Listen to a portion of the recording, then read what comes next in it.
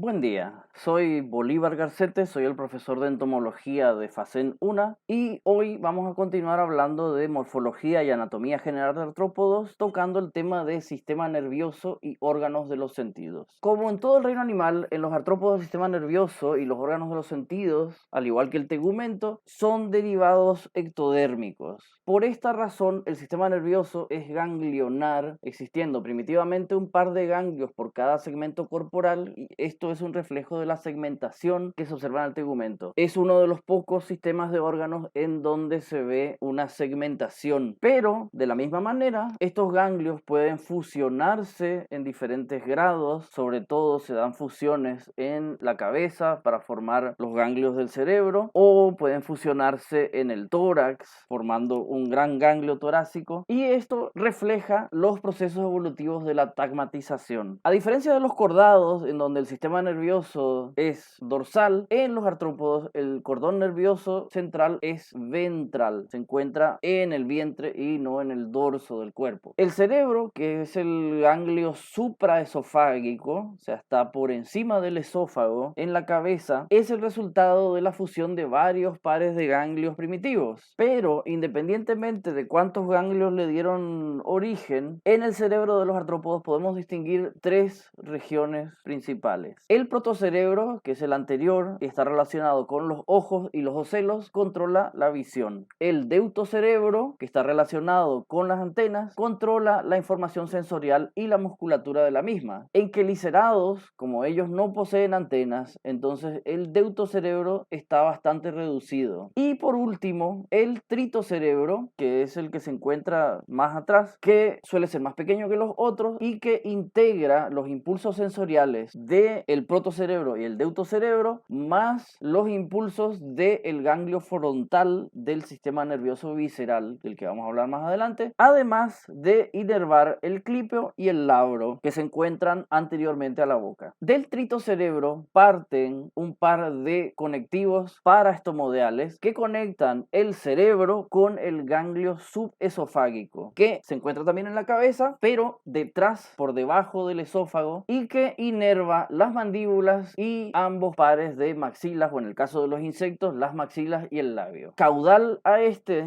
ganglio subesofágico se encuentra ya el cordón nervioso central a lo largo del tórax y el abdomen. Además, como mencioné, existe un sistema nervioso visceral que controla los sistemas orgánicos que tienen funciones involuntarias, como el sistema digestivo, el sistema circulatorio y el sistema reproductivo. Este sistema nervioso visceral está formado, por un lado, por el cordón estomogástrico, que es impar, no tiene pares de ganglios, sino que son ganglios impares, y está conectado al tritocerebro y consta de un ganglio frontal, un ganglio hipocerebral y un ganglio estomacal, y que se encarga de controlar las funciones del estomodeo. Y también el sistema simpático terminal, que está formado por numerosos nervios de los ganglios ventrales abdominales que son independientes de los nervios periféricos, que son los que se encargan de las funciones voluntarias. Los artrópodos poseen numerosos órganos sensoriales que les permiten estar conectados con el mundo exterior a pesar de estar encerrados bajo la cutícula. Podemos distinguir órganos sensoriales de los siguientes tipos y subtipos. Por un lado, fotorreceptores, aquellos órganos que se encargan de detectar la luz.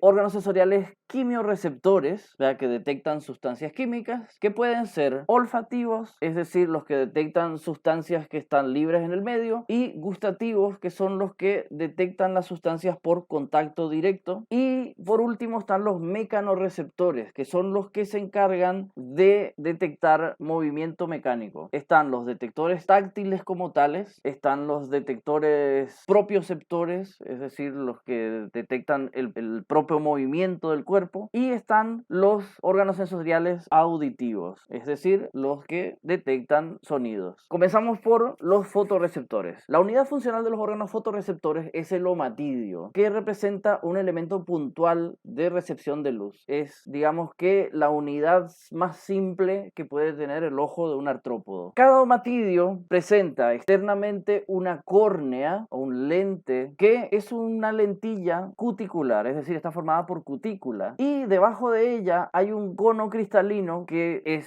celular, sí está formado por células, que concentra la luz hacia el rabdoma, rabdoma, que el rabdoma es un ducto central del omatidio donde se concentran las microvellosidades de las células retinulares, que son neuronas fotorreceptoras, y que en estas microvellosidades también se concentran los pigmentos visuales, es decir, aquellas sustancias que van a permitir que el artrópodo detecte colores. Rodeando toda la estructura se encuentra una serie de células pigmentadas que lo que hacen es aislar de su entorno aquella luz captada por cada omatidio. En el caso de los ojos compuestos, esto es muy importante porque así cada omatidio detecta un punto de luz diferente y se puede formar una imagen completa con el conjunto de omatidios. Entonces, los omatidios pueden encontrarse de manera individual y en este caso forman ojos simples como los ocelos que se encuentran en el centro de la cabeza o los stémata que se encuentran a los lados de la cabeza,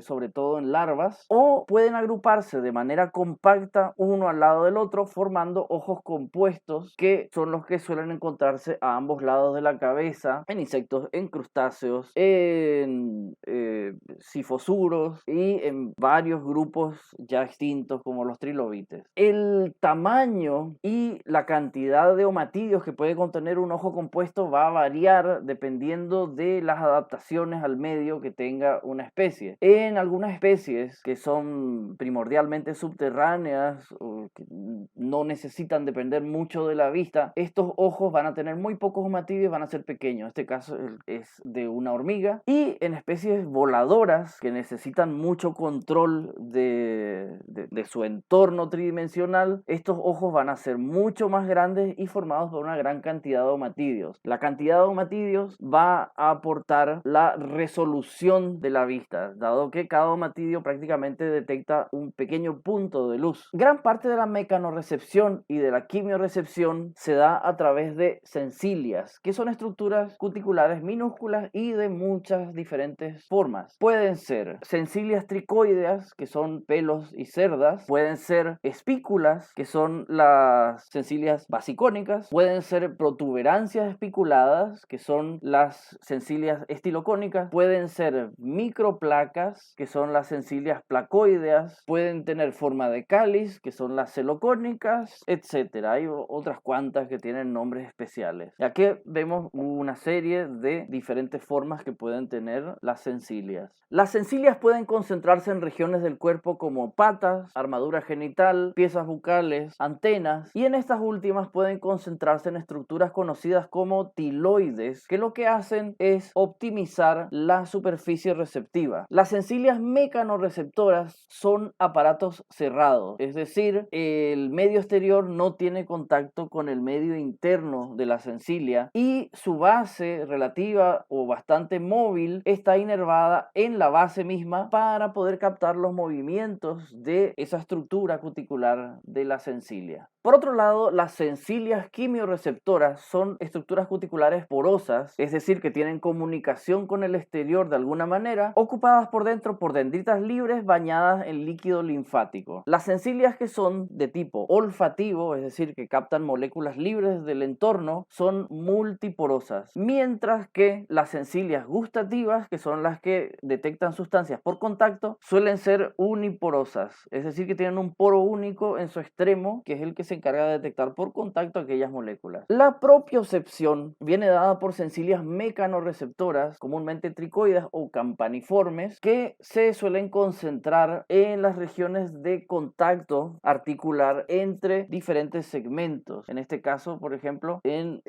las superficies de contacto entre segmentos de una antena. Pero también existen otros órganos mecanorreceptores que son los órganos cordotonales, que son subtegumentares, es decir, son internos a la cavidad del cuerpo y que están formados por una serie de unidades sensoriales llamadas escolopidias, que detectan los cambios de tensión mecánica originadas por el movimiento relativo de los segmentos del cuerpo o las vibraciones que estos producen. De esta manera, y vamos siguiendo, concadenando todo, la audición, que es un sentido también mecanorreceptor y que aparece solamente en algunos grupos de artrópodos, principalmente en ortópteros, lepidópteros, hemípteros y dípteros, que son insectos, es un sentido en el que intervienen también órganos cordotonales, que están especializados en captar procesar las ondas de choque y cambios de presión. Uno de estos órganos cordotonales es el órgano de Johnston, que se ubica en el pedicelo antenal y que detecta las vibraciones del flagelo en varios dípteros, mosquitos y algunas especies de mosca también. Observamos también en las antenas de Drosophila, así que las drosófilas les están escuchando. Y existen otros órganos timpánicos que son los órganos cordotonales, que están anclados a una fina membrana cuticular que es capaz de vibrar. Están estos órganos ampliamente presentes en Orthoptera, Lepidoptera y Hemiptera, así como en algunos díptera. Hay algunas moscas nocturnas que cazan grillos, es decir, que los parasitan, que necesitan escuchar y tienen un órgano auditivo timpánico en el tórax. Y acá podemos ver un par de ejemplos. El órgano auditivo de una mariposa que se encuentra en la base del ala, el órgano auditivo de un grillo topo que está en la tibia, y en muchos otros ortópteros, en hemípteros y en muchos lepidópteros se encuentran en el abdomen. Los órganos timpánicos suelen estar asociados con el sistema respiratorio y esto permite que se regule la presión interna del órgano y no haya tanta distorsión en el sonido captado. Y en las cigarras macho tenemos la particularidad de que los órganos timpánicos se encuentran en el abdomen muy cercanos a los órganos que producen el sonido, que son los timbales. ¿Y qué es lo que hacen para poder proteger sus oídos mientras producen sonido al mismo tiempo? Hay una serie de músculos que durante el canto, por un lado, tensan la membrana del timbal y distensan la membrana del órgano timpánico, y de esta manera el tímpano no recibe tan directamente los sonidos, evitando una sobrecarga y un daño. Bueno, esto es todo por hoy. Muchas gracias por la atención y nos vemos en la siguiente clase.